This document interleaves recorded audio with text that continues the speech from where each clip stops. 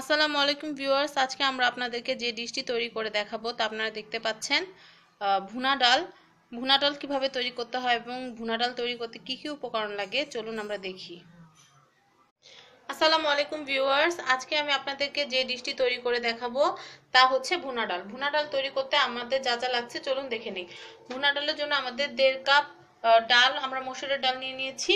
তারপর আমাদের লাগছে পানি, কাঁচামরিচ, টমেটো একটা, রসুন 2টা কুচি করা, পেঁয়াজ 3টা কুচি করা, এখানে ধনেপাতা, লবণ, হলুদ আর তেল। তো ভিউয়ার্স, আমরা এখন প্রথমে আমাদের যে চুলার মধ্যে আমরা ডালটা ভালো করে ধুয়ে চুলার উপর আমরা পাতিলটা রাখলাম। তারপর আমরা দিয়ে দিচ্ছি একটু আমাদের যে টমেটো আছে টমেটোটা দিয়ে দিচ্ছি।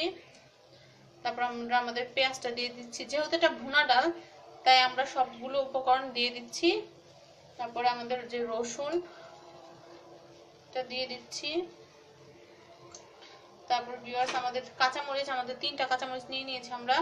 তারপর আমরা নিয়ে লবণ আমরা দিয়ে দিচ্ছি 1/2 চামচ পরিমাণ। তারপর আমরা হলুদ দিয়ে দিচ্ছি 1 চিমটি দিয়ে আমরা তারপরে আমাদের পরের যে উপকরণ তা হচ্ছে তেল আমরা বড় টেবিল স্পুনের 1 স্পুন দিয়ে দিচ্ছি। যেহেতু এটা ভুনা ডাল তাই আমরা তেলটা একটু বেশি দিলাম। এখন ভিউয়ার্স, আমরা এটাকে একটু নেড়ে নেব।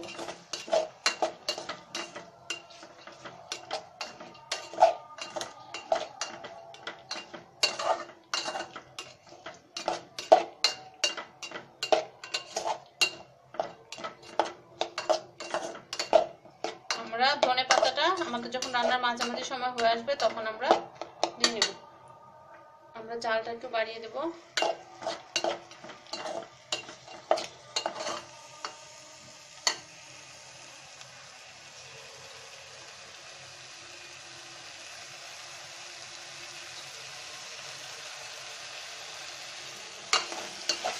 আমরা এটাকে একটুখানি কষিয়ে নিচ্ছি।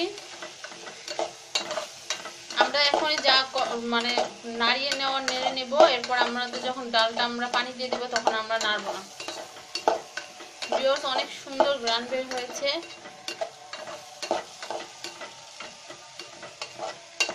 আমরা এখন 2 মিনিটের মতো এটাকে এভাবে একটু রান্না করব। রান্না করে তারপর আমরা এটাতে একবারে পানি দিয়ে ঢেকে দেব।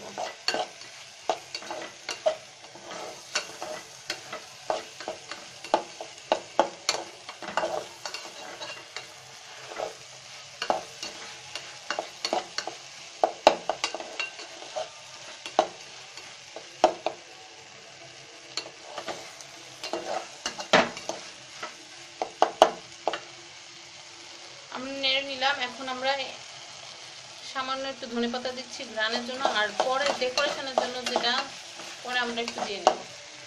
এখন আমরা এখানে পানি দিয়ে দিচ্ছি ডালটাকে সিদ্ধ করার জন্য। আমরা খুব বেশি পানি দিব না, আমরা এখানে 2 কাপের মতো পানি নিয়ে নিয়েছি। এটা সিদ্ধ হয়ে ঘন হয়ে যাবে।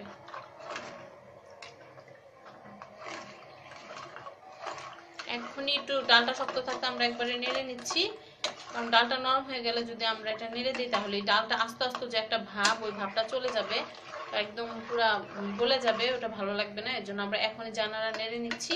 পরে আমরা বেশি একটা নাড়া দিব না, জাস্ট আমাদের সার্ভিং বোলটার ভিতরে আমরা বেড়ে নিব।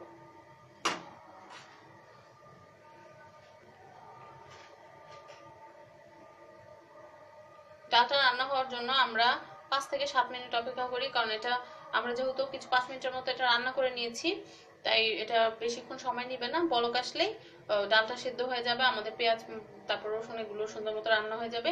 আমরা জাস্ট ধনেপাতা দিয়ে এটা নামিয়ে নেব। তো ভিউয়ার্স, আমরা 7 মিনিটের মতো অপেক্ষা করি। এটা যখন বলক আসবে তখন আমি আপনাদেরকে আরেকবার দেখাবো। ভিউয়ার্স, আমাদের ডালটা বলক এসেছে। আমরা এখন এই যে আপনাদেরকে একটু হালকা করে নেড়ে দেখাচ্ছি, দেখুন আমাদের ডালটা মোটামুটি হয়ে এসেছে, বাট এটা একটু শুকাবে। এখন আমি আমাদের যে ধনেপাতাটা আছে ওটা দিয়ে দিব।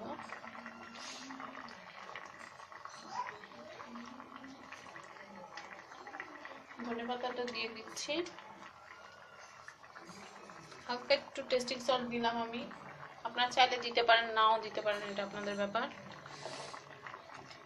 আমি খুব বেশি নাড়বো না, নাড়লে ভুনা ভাবটাই হয়ে যাবে। ভিউয়ার্স আমরা একটু একটু পানি পানি রাখবো, হালকা একটু, কারণ ডালটা যখন ঠান্ডা হবে তখন কিন্তু এটা একটু ঘন হয়ে যাবে। ভিউয়ার্স এরকম ভুনা ডাল ইলিশ মাছ ভাজা বা রুই মাছ ভাজার সাথে খেতে কিন্তু মন্দ না, অনেক মজাদার। এখন আমরা আমাদের ডালটাকে আর 2 মিনিটের মতো ধনেপাতাটা সিদ্ধ হওয়ার মতো করে রান্না করে আমরা আমাদের সার্ভিং যে বোল আছে আমরা ওটাতে ঢেলে নিব।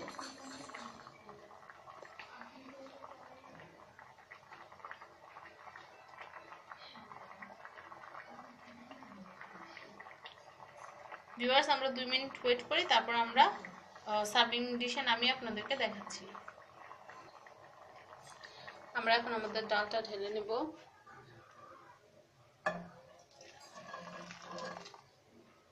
ভিউয়ার্স সতর্কতার জন্য আমি একটু ক্যামেরাটা রেখে তারপরে করছি। ভিউয়ার্স তৈরি হয়ে গিয়েছে আমাদের মজাদার সুস্বাদু ডাল ভুনা।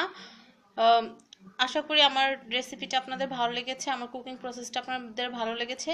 যদি ভালো লাগে তাহলে please give me a like এবং শেয়ার করবেন আমার ভিডিওটি এবং সাবস্ক্রাইব করবেন আমার চ্যানেল ফ্যামিলি অ্যান্ড ফ্রেন্ডস। ধন্যবাদ সবাইকে মনোযোগ দিয়ে আমার ভিডিওটি দেখার জন্য। Thank you.